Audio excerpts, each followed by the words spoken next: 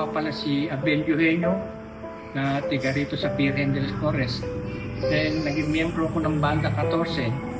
Ako ay isang trombonista. Naging soloista rin ako rin. Hanggang sa mga panahon ng dumaan. Nahinto ako niyan noong mga siguro 1980s. Matagal. Since high school ako eh. So, unang sama ko dyan sa Banda 14 sa Santo Niño. Walang naglikay sa akin. Basta pagka alam kong piyesta ng Sabang, piyesta ng bayan, pumupunta na ako sa patio. Patio. Diyan, nanonood lang ako. Nasimula ako, then sinabi ko nga sa father ko na gusto ko ka akong mga-musiko. Hindi, kung kilala nyo dati sila Tata Andong, sila Ernesto Whiting. Yan, sila Teo. Yan, nagpaturo ako kay Ernesto. Dahil si Ernesto ay teacher na North.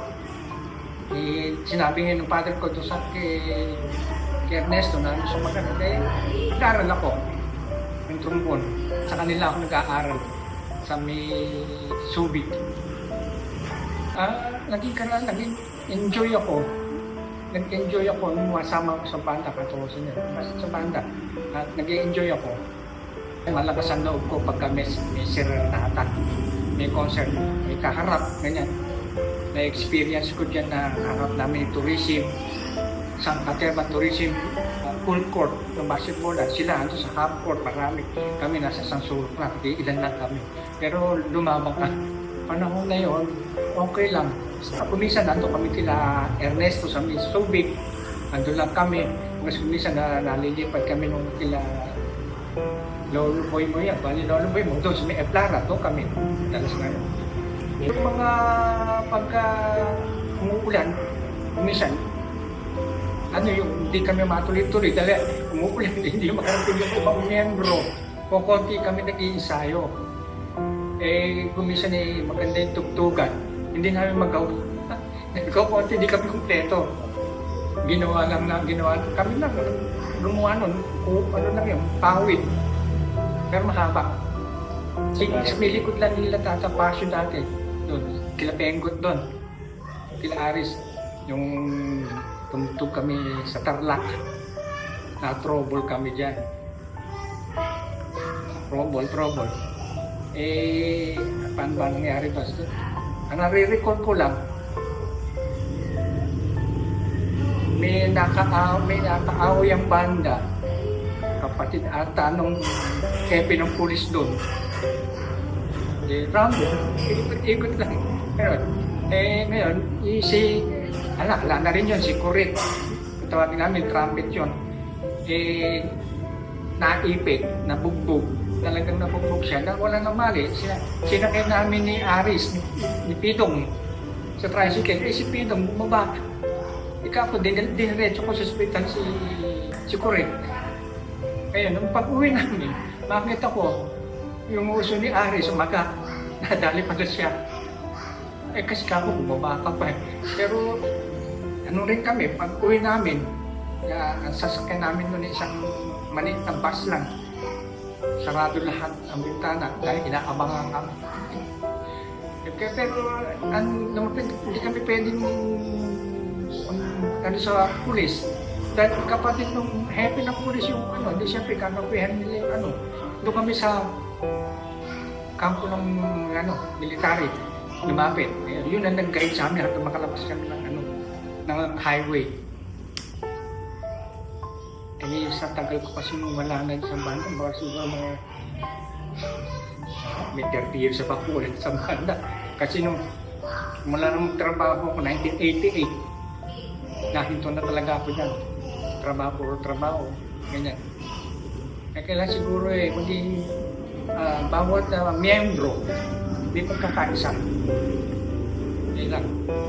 Yun lang, kung sino man yung namumuno, yun lang dapat susundin nyo. Mayroon kasi maraming kritiko na may gusto yung may-ari, yung mismo namumuno, kung sino man ang ano ng banda 14 ngayon, pagkatapos ko kontrahin mo, ganyan, mahirap eh. Kaya magkaroon na unity. Yan, pagkasakit sa trombone. Yan, yung mga autumn leaves, yan. Basta yung may solo ng trombone, ako naman kasi basta may kaharap, wala akong kaba. Ang ginagawa ko talaga nung pagkaharap kami, iyaharap ko sa kanila, doon ako tungkol sa harap nila nun. Ay, ganyan ako. Kasi sinatanong ako ng mga sila, ay, siya para Orly trombonation. Eh, idol ako nun. Hindi ka ba, ikaw ko yung abin natatakot, hindi ka ba kinakaba mo na, ba't ka ako ba? Hayaan mo, pati ngayon, hindi, haharapin ko kami sila. Ganun lang yung tinanong ko, hindi ka mo ibang pag umihip na maririnig mo, pag ninervous eh. Ako hindi, okay lang. Lalo na pag kami nakakilong. Sa akin ng banda 14, naitulong sa akin ng banda 14 na naging miyembro ko ng banda, hindi ako naging pabigat sa magulang ko. Dahil na hindi naman nila ako, ibig sabihin, sa amin, sa pamilya namin, sa lahi namin, ako lang ang musikero. Eh, naisip ko kasi nun, gusto kong tumulong sa magulang ko. Magbabanda ko para libre ko sa matrikula sa eskwela. Walang inintindi ang magulang ko sa akin. Mas malapit sa akin. Ayan, si Buboy, number 1 yan. Si Aris. Yan. Kasi mga kasabayan ko yan eh. Sila Aris, sila paring Arsi, no, wala na yan eh. Wala na yan. Sila Ray, meron na kaming kuha, si Victor, kasabayan ko yan. Eh ngayon, wala na akong kilala. Sabi nga ni Aris sa akin, sumama ka, sasama ka ako, tatama pa pa ako ako. Nakakaihip ka ako, matindog na hindi ko na alam lahat yan. Kaya, wala sabi ko, kaya makikinig na ako, advisor na lang ako kami. Ganyan na lang, kaya sabi ko.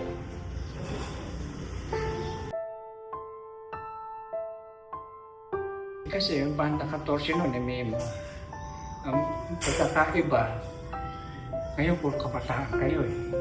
Kabataan eh, maganda yung ano nyo eh. Mga sa ano eh, maski sa manonood kami ng concert nyo, ganyan, puro modern. Yan, modern. Eh kasi noon kami, may unang marcha, pagkatapos eh, obertura, ganyan sa bawat piyesa eh. Eh ganyan eh, iba na. Iba na ngayon ang dating ng mga banda ngayon eh. Pinagmamalaki ko lang naman sa banda 14. Hindi talaga ako ano dyan sa banda na yan. Kaya lang talaga tawag ng pangangailangan na nagkatrabaho ko. Kaya na medyo naglaylo ako. Hanggang sa ngayon, lalo. Pero hindi, kung pwede pa bumalik sa banda 14, pabalik ako. Kaya lang eh, ano na eh, late na. Ang lesson sa akin nun eh, naging matatag ako nun sa banda. Basta't may harapan, ganyan. Bago ko mag-ensayo, ihiramin ko na yung papel ko. Ini-ensayo ko na yan. Kaya pagdating ng ensayo, takado na ako. Lalo na pag sasabihin sa akin ng maestro, conductor, yun ay kang papel mo, may solo ka dyan. Ibigay mo sa akin papel ko, bigyan mo akong kopya para pag-aaral ko sa bahay. Para pag naging na ensayo, dire-diretso na ako. Hindi yung mahirap yun, kung kailan ensayo sa nangangapado sa ano mo. Ako nga po pala si Abel Eugenio, na dating naging miyembro ng banda 14 na trombonista, na malugod na bumabati ng happy 112th anniversary